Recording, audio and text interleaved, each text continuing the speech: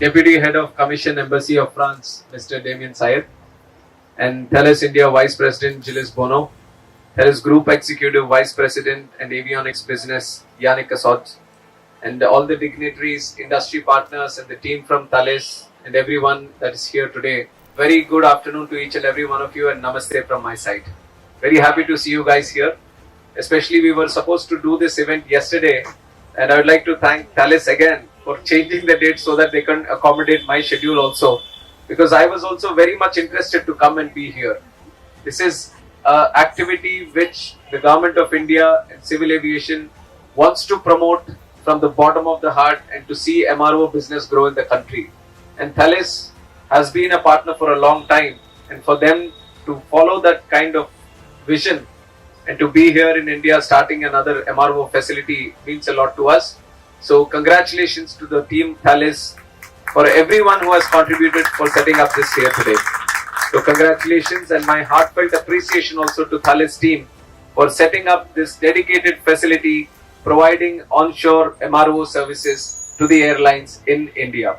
And taking a tour of the facility right now, I've seen that it is very impressive the way that is planned, and I'm just checking, is the Indian one any different from the other facilities, the 7 that you have across the world?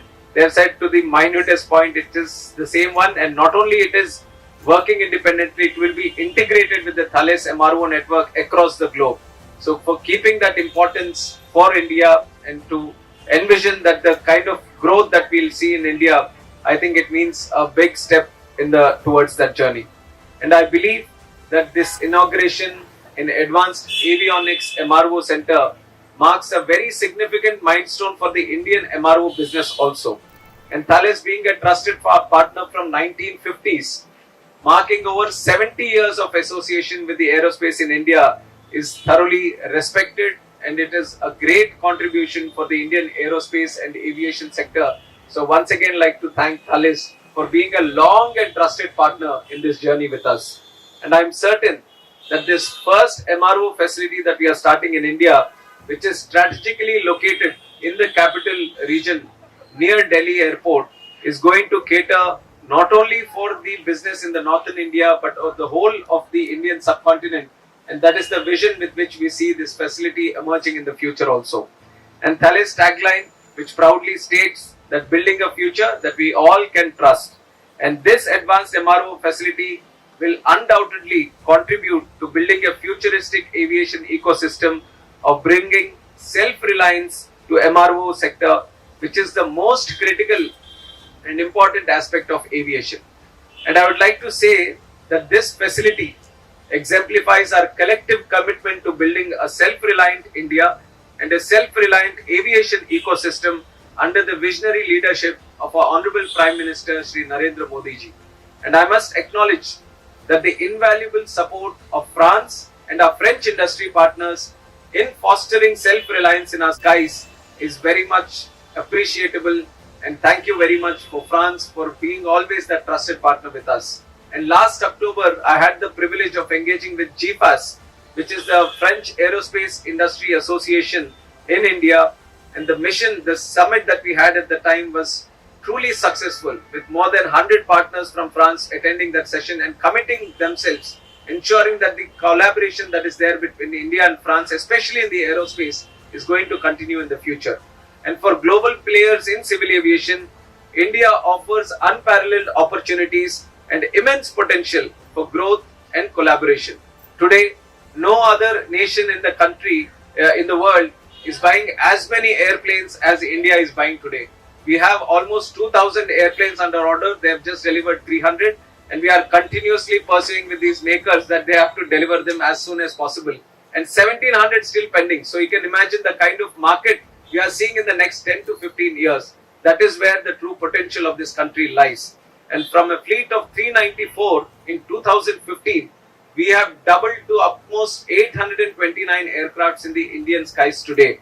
And in the last few years, at least, like I've told you, the orders have to their so much magnitude that there are almost around 1,700 planes which are yet to be delivered.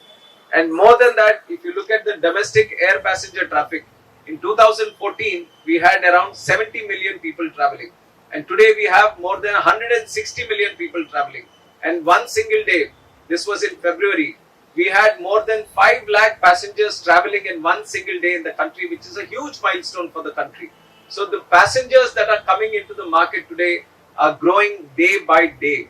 And on top of that, just in the one decade, and if you look at the infrastructure growth that we have seen in the country, from 74 airports in 2014 to 159 airports and counting.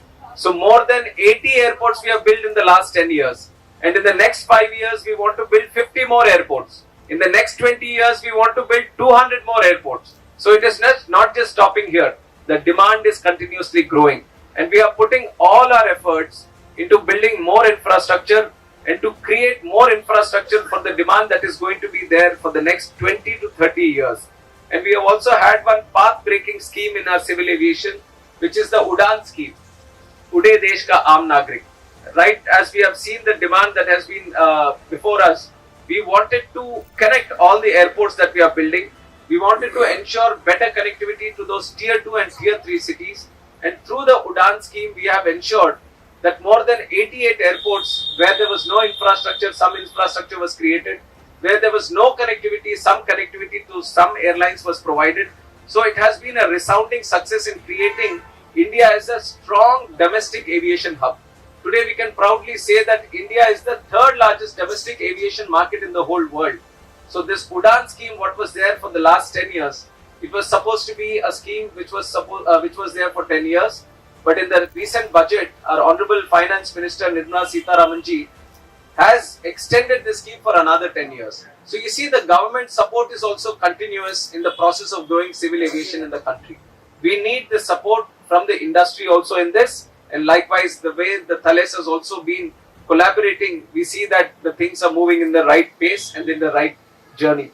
And I believe aviation is not just about numbers, it is about making flying more accessible, more convenient and more comfortable for all the people of the country.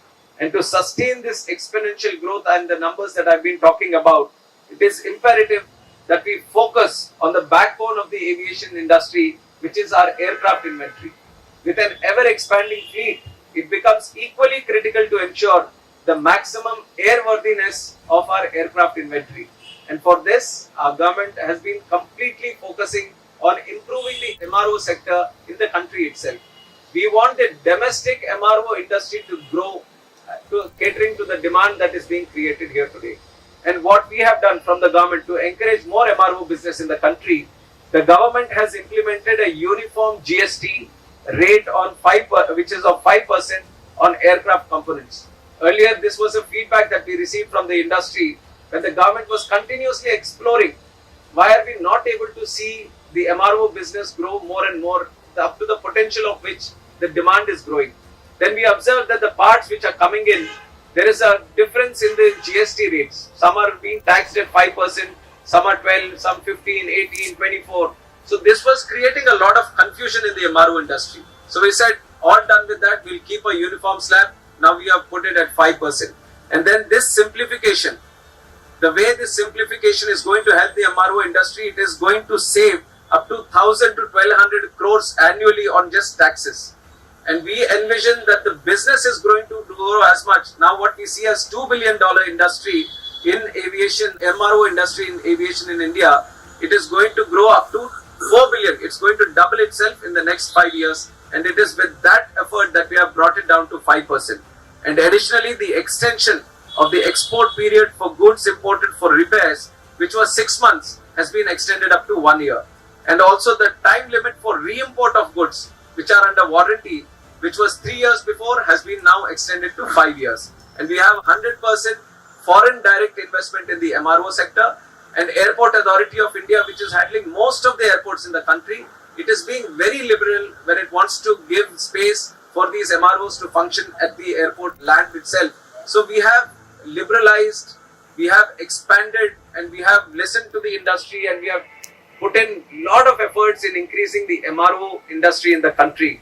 And furthermore, I am pleased to also say that the recent bill that was made into an act, the Bharatiya Vayuyan Adhiniyam, in that the mindset of the country also we kind of wanted to display to the industry that what was earlier before that we were looking more about into operations, into catering for better connectivity, creating airport infrastructure, creating more facilities for the passengers.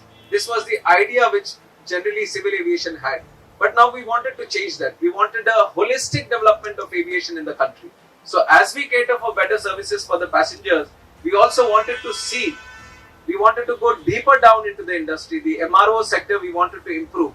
So which is why in the bill itself, the act that we made recently, we have changed the mindset of the country from being a state of just operation into a state of maintenance, state of design, and a state of manufacture also.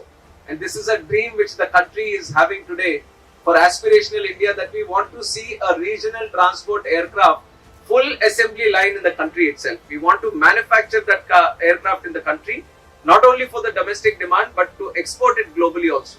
And we are strongly pursuing that demand. And each and every block that comes in between, let it be the MROs like Thales is putting it right here, or big players who are trying to manufacture more aircraft components in the country. So all these become the building blocks for that. And we are thoroughly pushing into it, which is why we want to encourage more MRO in the country itself, because we want to have the know-how, we want to have the expertise, we want to back the demand, that the potential that the India is creating today with proper vision that is going to help us grow in the next 30 to 40 years. And with all the measures that we have taken, the MRO market has grown 3 times today in the last 5 to 10 years. And from 2021 to 2031, our MRO sector is projected to grow at an annual rate of 9% in the future. And today's inauguration of Thales MRO facility is quite significant in that regard. And avionics, as we all know, is the nerve center of the aircraft. So it becomes even more important for us inaugurating this facility. And by offering localized MRO services, we can reduce the turnaround times for avionics maintenance and significantly cut costs associated with sending components overseas for repair. This used to happen before, but now with the facility being set up here, I think this is going to give a great advantage, both in terms of time and the economics of getting things done in the country. And I believe that MRO sector is a very, very crucial sector for the aviation growth that we want to see in the country.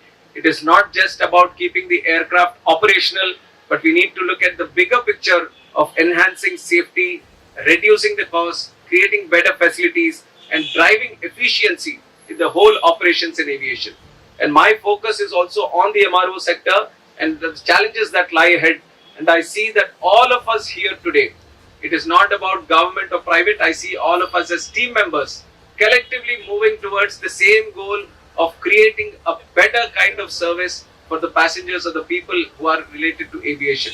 So this facility that we are inaugurating today is yet another testament of our strength, of our commitment, and the partnership that we are displaying today. And I'm confident that it's going to set new benchmarks in innovation while reinforcing India's position as a global hub for aviation. Thales stands out as a shining example of Indo-French collaboration, and we must together leverage India's vast talent pool and facilitate India's rapidly growing aviation market. I'm very happy to see that the people that are working here all come from the Indian background. So it is very, this is I have to be honest, like whenever we have a facility opening here, one thing that we have behind our mind is that how much employment is being created for the Indians here. So they are pretty much in line with that, and they have already employed 2,000 in the country also, these facilities. And I wish to see that Thales grows its footprint in India, so that with them the Indian aviation can grow, the technical know-how, the expertise, the MRO sector, everything gets a push in the country. So my best wishes to Team Thales. And now Parliament session is also going on. But I've taken this time because I believe this is a very important step in taking our MRO sector forward in the country. So my sincere thanks and congratulations to all the team.